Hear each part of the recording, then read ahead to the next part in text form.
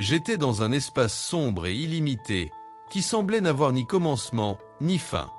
Alors que j'étais allongé là, un cylindre de lumière est apparu au-dessus de moi, et à ma droite.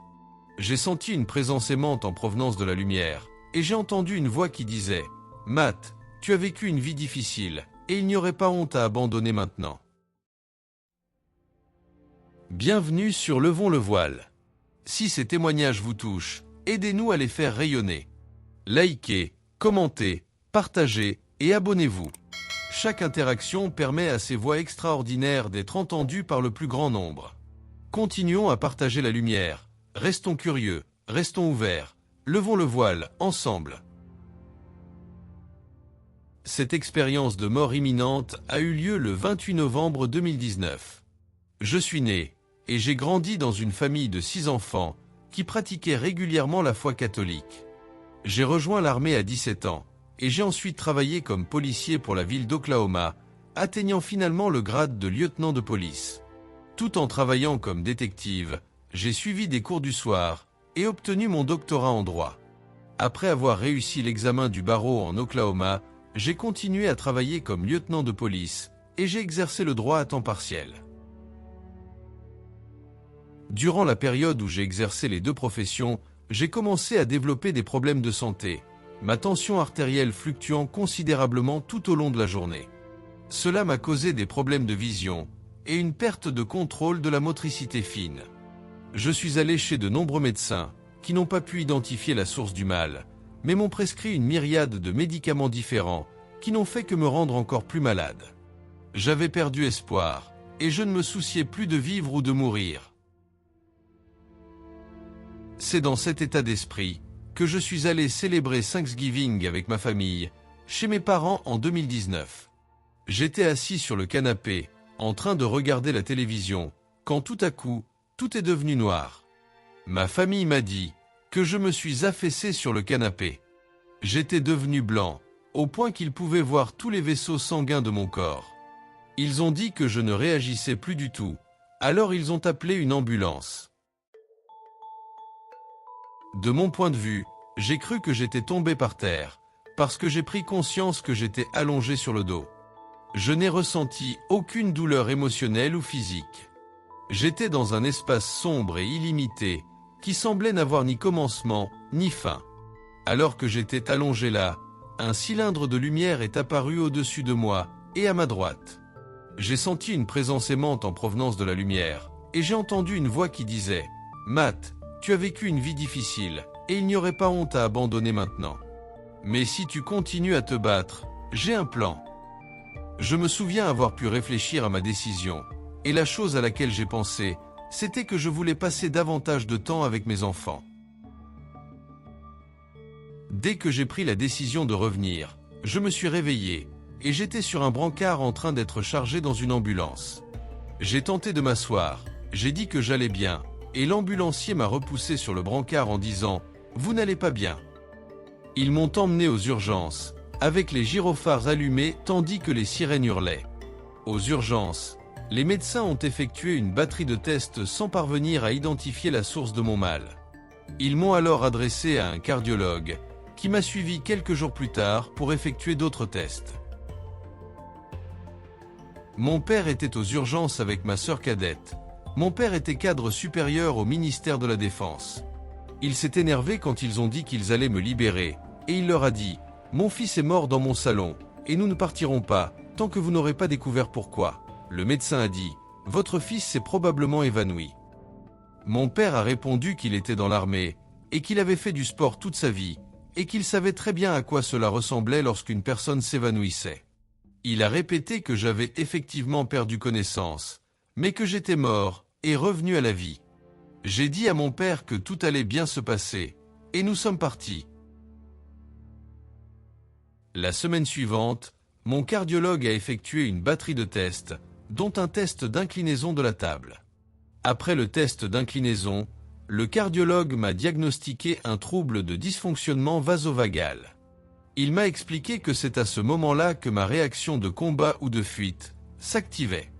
Au lieu d'envoyer un signal à mes jambes pour resserrer les vaisseaux sanguins, un signal était envoyé qui les faisait se dilater, ce qui faisait que tout mon sang s'accumulait dans mes jambes, privant mes organes vitaux d'oxygène, lorsque j'étais sous stress ou très actif. Le cardiologue m'a prescrit des bêta-bloquants et du Zoloft pour essayer d'empêcher le signal de se déclencher. Les médicaments que le cardiologue m'a prescrits ont considérablement réduit ma qualité de vie, et pour la première fois de ma vie, je ne pensais qu'au suicide. Je n'arrêtais pas de dire à ma famille que les pilules allaient me tuer. Ma famille m'a dit que je devais continuer à prendre les pilules, parce que mon cardiologue avait dit que sans elles, je mourrais. J'ai arrêté d'en parler avec ma famille, et j'ai arrêté de prendre mes médicaments. En quelques mois, je me sentais mieux que je ne l'avais été depuis des années.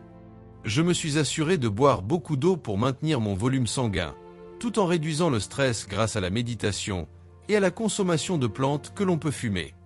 J'ai finalement réussi à éliminer complètement la consommation de ces plantes et à maintenir la stase grâce à la méditation.